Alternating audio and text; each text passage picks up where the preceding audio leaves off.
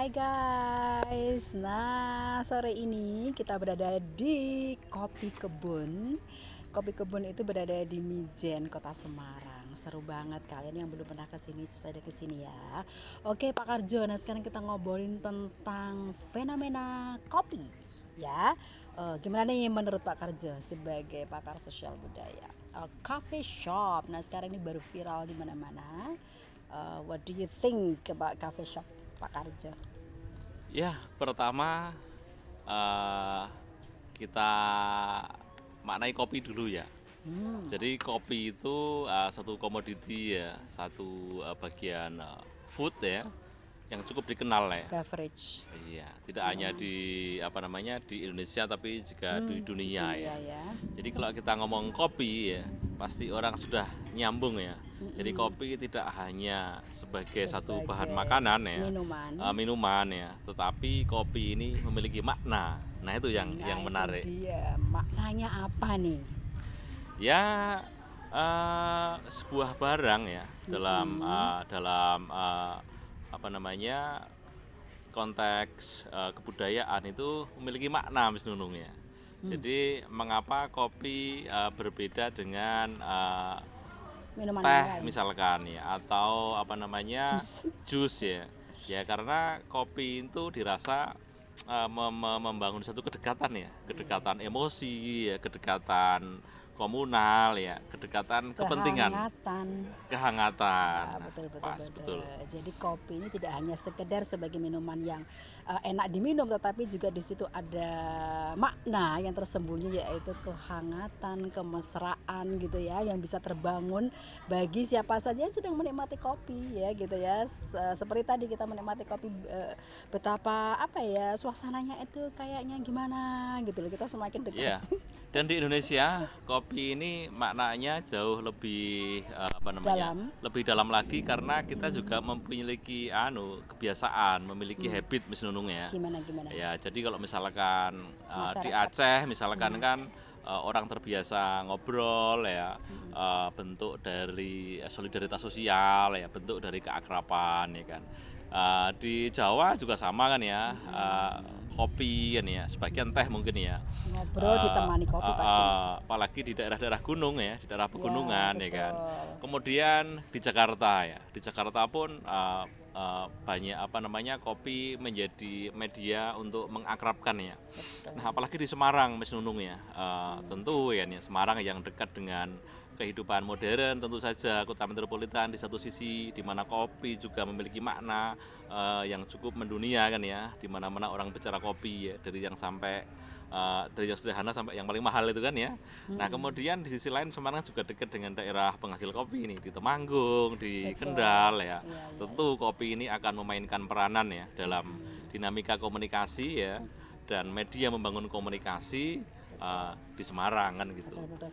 Bener nggak sih Pak, kalau sejarahnya kopi itu sebenarnya kopi itu sebenarnya berangkat dari desa, dinikmati oleh masyarakat desa, dan sekarang sudah merambah ke perkotaan seperti itu, dan tadi menjadi medium kita tidak hanya orang tua tapi juga milenial sebagai perantara kita untuk menghangatkan suasana. Bener nggak? Itu sejarahnya dari desa gitu.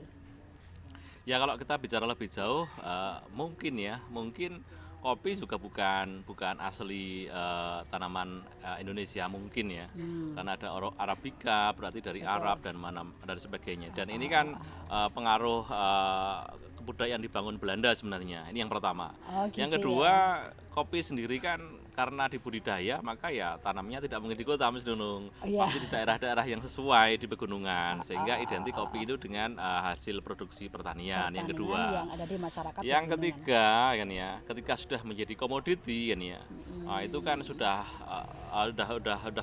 lepas dari sekedar produksi pertanian. Ya kita ingatlah yang namanya bunga tulip itu kan semua orang sekarang kenal, itu ikon Belanda, milik Belanda. Belanda, ya. Tapi konon juga bukan asli Belanda Belanda, konon berasal di daerah Siprus atau daerah Turki atau mana ya. Saya dengar itu daerah-daerah Siprus ya. Nah, oleh karena itu membaca kopi pun begitu ya. Membaca kopi sejarahnya lepas dari dia bukan tanaman Indonesia ya. Pada saat kemudian cukup berhasil dan berkembang dibudidayakan di berbagai daerah di Indonesia ya. Ya ini kita bangga menjadi satu komoditi ya.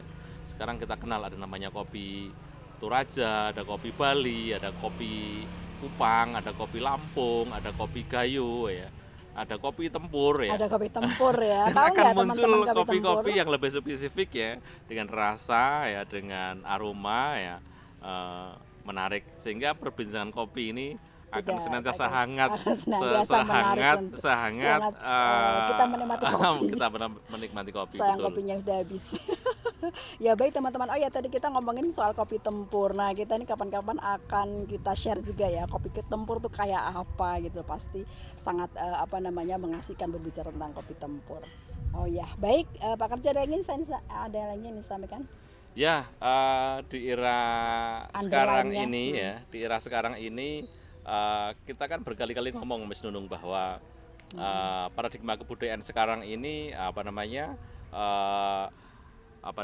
berada di antara dua kutub ya, antara global di satu sisi kan ya, dan lokal di satu sisi. Betul. Nah, di antara lokal dan global itu ada sebuah diskurs gitu kan ya.